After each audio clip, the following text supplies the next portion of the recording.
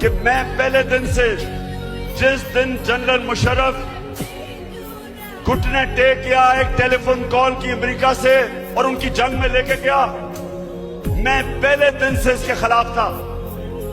میں کیوں کہہ رہا تھا کہ ہماری جنگ نہیں ہے؟ کیونکہ میرے پاکستانیوں، فورن پالیسی بنتی ہے، بار بار اپنے ذہن میں ڈال لو، اپنے لوگوں کے فائدے کے لیے۔ کون سے ملک اپنے آپ کو کسی اور ملک کے لیے قربان کرتا ہے؟ اور میں نے یہ بھی کہا کہ افغانستان میں کوئی ملٹری سلوشن نہیں ہے، بات چیت سے مسئلہ حل ہوگا۔ مجھے برا بھلا کہا گیا، طالبان خان کہا گیا، مجھے کہا میں دہشت گردوں کے ساتھ ہوں۔ 80,000 ہمارے لوگ شہید ہوئے، 6,500 ہمارے فوج کے نوجوان شہید ہوئے،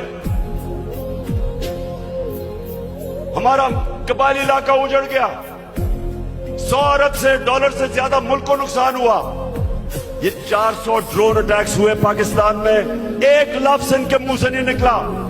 میں نکلا سڑکوں پہ، میں نے دھرنے کیے ڈرونز کے خلاف، میں نے ہر جگہ اپنی آواز بلند کی، لیکن ان کے منہ سے ایک لفظ نہیں نکلا۔